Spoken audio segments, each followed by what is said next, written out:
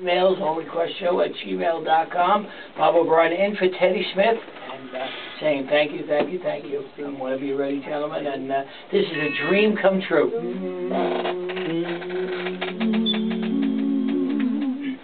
Boom, boom, boom, boom, boom, boom, boom, boom, boom, boom, boom, boom, boom, boom. Love you, zoom, zoom, zoom. Yes, I love you, zoom, zoom, zoom, zoom. Want to, zoom, zoom, zoom, zoom. That I love you so. I need you, zoom, zoom, zoom. Need you, zoom, zoom, zoom. Want you, zoom, zoom.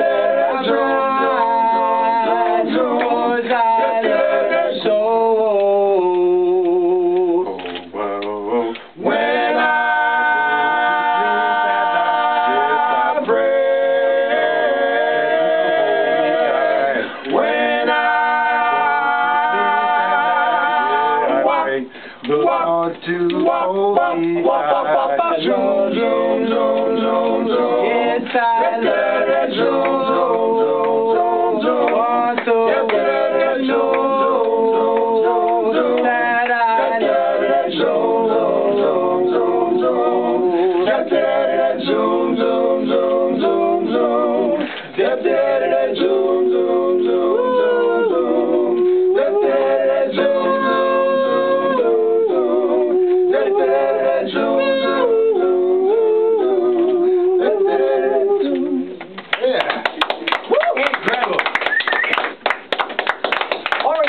Just tuned in. Bob O'Brien in for Teddy Smith. The Savoys, the whole crew here. Best of bestie this morning, and all I can say is, wow, wow. Thank you. How about the Stan Krause years when they recorded on Catamount? Oh yeah. Their CD, Joe. Catamount, Stan Krause. Catamount Records. We got to give credit to Stan Krause. If Stan Krause is listening, this is the Savoys, Stan. Stan was very helpful to our beginning years.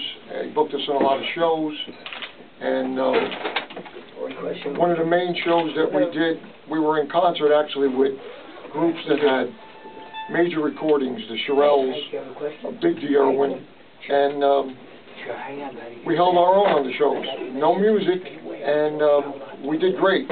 So Stan was credited in our beginning years of really inspiring us. How about the Coronet story? I'll let Sammy tell you that. It was a big show at the Coronet. I can't even remember how many groups were there. So each group was being called up, and they did their act. And then, you know, as your turn was getting closer and closer, you had to get closer and closer to the stage. So now, the group that was just finishing before we went up there, we had to stand on the steps at the wings of the stage. Now, Joey Stepp was going first. So the guy starts to introduce the Savoys. Joey says, he turns to Stan Krause and he says, we want $5 more, man, we're not going on. Now the crowd is cheering, and they're like, yeah, yeah. And Stan is like, what are you doing to me? What are you nuts? $5 more, man, we're not going on. He says, okay, you got it. I got it. And the phone's a while. How about we go to Newark, New Jersey? Oh. Frank, you're on the air. Good to hear your voice. I got your message. Thank you. How are you? Oh, very good. And you have a question for the Savoys? You have a question for the Savoys? Yes, I do. Sure, go right ahead. Say them out. They're all here. Business. That would be Danny the Cat. Just. And I believe that these guys had a little bit of good luck for Danny Styles and a song and a record. Yes, we did. As a matter of fact, that song that you're speaking of that Danny Styles played on the Kit Kat Club was titled Vision of Love, and that was one of the first songs. As a matter of fact, it was the first song we recorded with music, a live band in the studio. It was titled Vision of Love. And when we found out that Danny Styles was going to play it on the radio, never mind all the kids in Stephen Crane Village, but it traveled like wildfire through the North Ward of the city of Newark. And we were just elated. I mean, it's incredible when you turn on the radio and you hear you and your boys singing a song, and I got to tell you, it sounded pretty darn good to me, I'll tell you. Well, that's great. And then, you know, WPAT, Danny Styles was a staple on the station, so it's a great story. we grew up with Danny Styles on the radio. I mean, when we weren't singing, we would turn on the radio. I mean, if you didn't have Danny Styles on, really, what were you listening to? You know, you had WABC and all them other guys, but we had a Newark guy, you know, Danny Styles. He really... Good music. Oh, absolutely. And like I said, Danny played the stuff that we grew up to, and it becomes part of your DNA. Okay, take care, Bob. And as you know, Frank, I had the pleasure of sharing that Studio F at 449 Broadway with Danny Styles. And of course... Bob, you're a living legend. Absolutely. The best of the best. And thank you so much, Frank. Keep up the good work. Thank you. 212-219-9695. And what was that, Jim? I had a question for these guys. What made your harmony so tight and strong and considered to be the best around that in the later years was compared to the Four Seasons harmony when you evolved into the Stephen Crane Village? We call it chemistry. Lots of groups out there. Look, there's a lot of good singers out there, a lot of talent, but it's like a football team. Everybody on the team, they're professional players, but they're not gelling. There's no chemistry. It just so happened, and again, I believe it's because, you know, we were practically birthed together. We had that chemistry, and our voices blended just right. I mean, there was nothing else we can do in terms of the blend of the group. You know, you can sing harmony parts, like we can give people around here, you know, do me soul parts and things like that. It sounds good, but there's no blend, there's no chemistry, there's no unit, and it just happened. You don't learn that stuff. It's either there or it isn't. Before we go into the segment where you guys turned into Stephen Crane Village and changed your name and the group assembled, Johnny Fats, you want to get on and let us know when you left the group, the time frame of when the group dissolved? I don't remember exactly what year it was, but I was working with another group.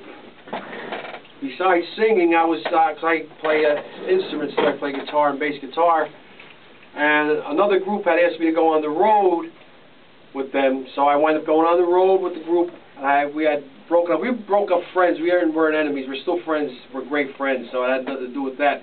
And they would do their thing, and I want to do my thing. And what members left, and what went to Stephen Crane?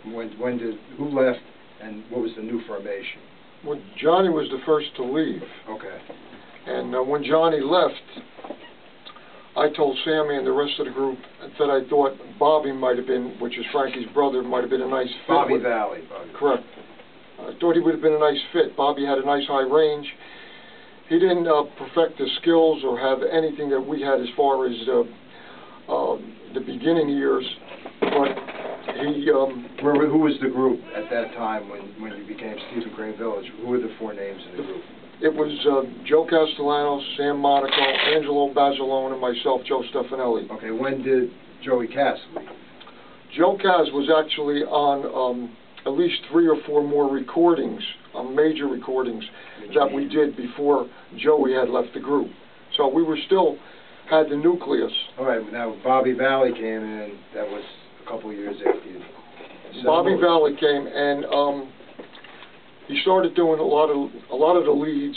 And Angelo, who's been a team player and to me always be one of the best leads around, decided that in order to keep this group formulated and strong, he would have to jump up and do a lot of Bobby's parts because they were very intricate, and Angelo had the experience with us.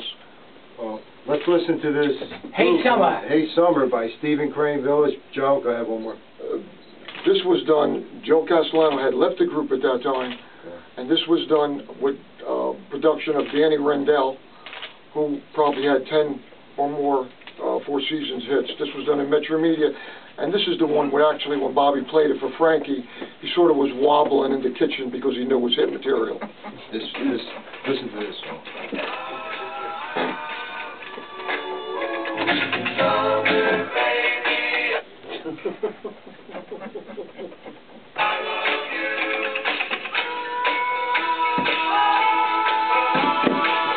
What did he say, Frank? Frank, what did he say that you were clapping?